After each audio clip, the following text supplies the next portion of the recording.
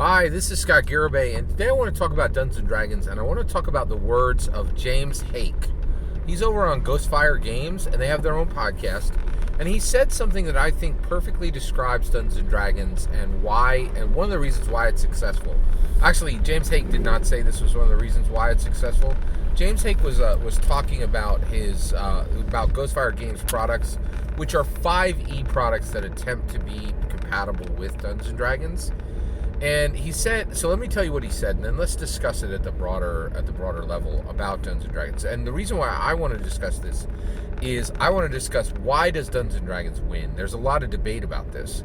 There's a lot of people who are like, Dungeons & Dragons wins because it's a known property, right? And it doesn't really bring anything to the table to earn its credit, to earn its fame, to earn its viewer base, right? And I think that's fundamentally wrong. And I think James Haeck stumbled onto a truth that I want to share with you, and I want to discuss this being the reason why Dungeons & Dragons truly is successful today. All right, so what James Haeck said is he was talking about the writing style they use in their products, and he said they have done an incredible amount of work, worked very hard to specifically. He said to match the 5e style, right? And that style is familiar, friendly,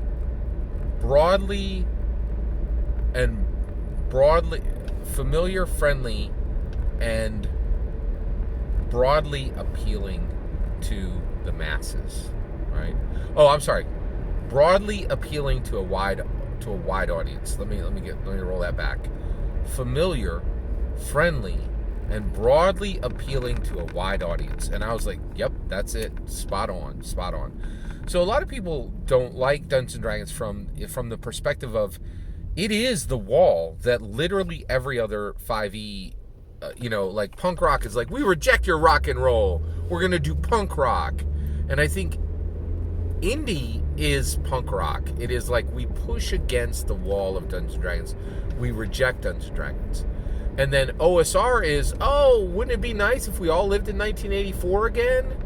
And then Dungeons & Dragons is like, we're going to pick up the duty of modern tabletop, of setting the entire tone, pace, cadence, and bar of quality for the entire modern tabletop role-playing game industry.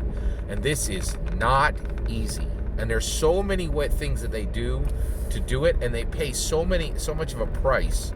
I believe Dungeons & Dragons is truly on the bleeding edge. It pays this terrible price for doing what it does, which is being familiar, friendly, and broadly appealing to a wide audience. Familiar, friendly, and broadly appealing to a wide audience. So what do they do to accomplish that, right? So, first of all, the first thing they do is they don't break the fourth wall. Dungeons & Dragons, they never say we. They don't talk about design in a D&D canon hardback. They're like, this is Dragonlance Shadow of the Dragon Queen. Let's talk about the world. Let's talk about the characters. Let's present you a map. Let's give you... And they're like, we're going to shut up and talk and not talk about our design aesthetics. Like, you get one page in the intro, right? And anybody, you can do whatever you want there. But I cannot tell you how many just bog standard tabletop role-playing games are in the middle of the book, and they're like, hey, we're gonna tell you about our design philosophy.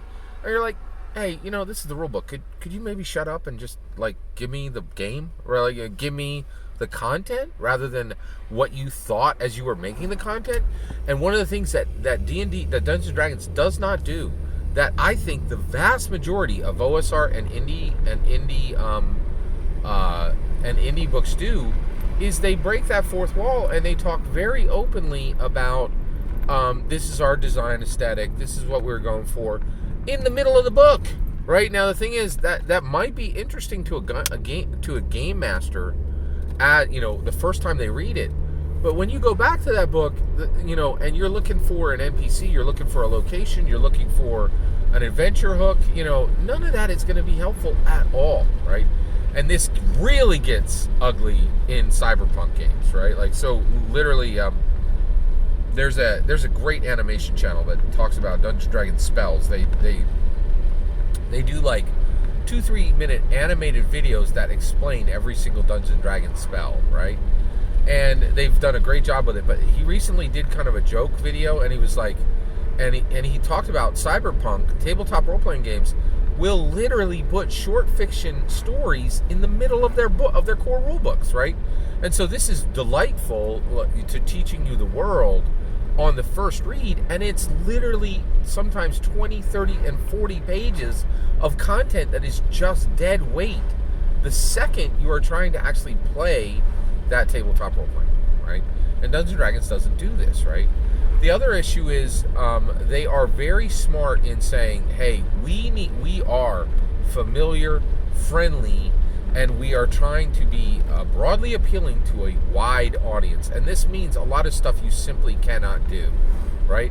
And for instance, Candela Obscura is, in my humble opinion, it's a big copy of Blades in the Dark. And a lot of people are just openly discussing that Critical Role just copied Blades in the Dark very boldly, very broadly. I've literally just hired a person who had literally copied, the game twice, right? Like, and was like, can you just shave off the, the serial numbers and call it Candelabra, Candela Obscura, and there's a lot of open discussion that's exactly what just happened, right? People are like, this wasn't cool, Critical Role, and I agree. I think Candela Obscura is a very bad, poorly disguised copy of it's barely even disguised, right? Go look at listen to Dungeon Discourse video on this. They just copied Blades in the Dark, right? But Blades in the Dark is not familiar. It is completely innovative, completely new. It's not friendly, right? Sly Flourish is a brilliant dungeon master and openly discussed that he struggled to run Blades in the Dark, right? And it is absolutely not designed to be broadly appealing to a wide audience, right? So that's the issue. Is Dungeons & Dragons, I think James Haeck nailed it. He's like, the writing style of Dungeons & Dragons current, the Dungeons & Dragons now, Dungeons & Dragons 5e, Hasbro D&D, Hasbro D&D 5e, right? All that, the D&D now, right? That writing style is very carefully crafted, and it is effective. It is familiar, right? Roll a d20, add your skill bonus, right? Roll a d20, right? And then add your attribute bonus, and if you're proficient, add your proficiency. If you're proficient with that skill, add your proficiency. It's that simple.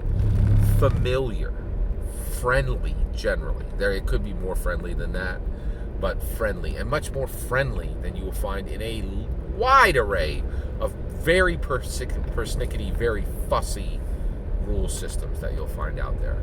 So I totally agree with James Haeck that Dungeons & Dragons has a very extremely well-crafted, highly productive and successful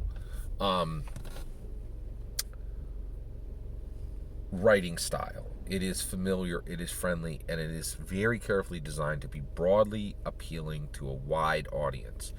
And a lot of people look at it and they're like, you're the McDonald's, you're uncool. But the other day, I took my kids to a church event, like at a church that we don't go to. It was 6:30 in the morning. I dropped them off, and we have to wait a half an hour. And I was like, "Are you guys hungry? Do you want breakfast?" And McDonald's was there, and I was able to get everybody a sandwich. I was able to get coffee for myself. I was able to get orange juice for everybody. Says, insults D&D like it's McDonald's. McDonald's is a world-class organization that works hard to make good food accessible to the masses. It is familiar, it is friendly, and it is broadly appealing to a wider audience. You think saying Dungeons & Dragons is like McDonald's is an insult. You're an ignorant fool for that, in my humble opinion, right? Dungeons & Dragons rocks, and they win on merit. They do not win on name recognition, and they do not win on luck. Dungeons & Dragons is grinding your OSR game into the ground, is grinding your indie game into the ground, because they do not do it as good as D&D. Every single word of that is my humble opinion. What is important is when I get to hear your humble opinion, when you get in the comments and send your traffic. Please consider liking and subscribing, and have a wonderful millennium.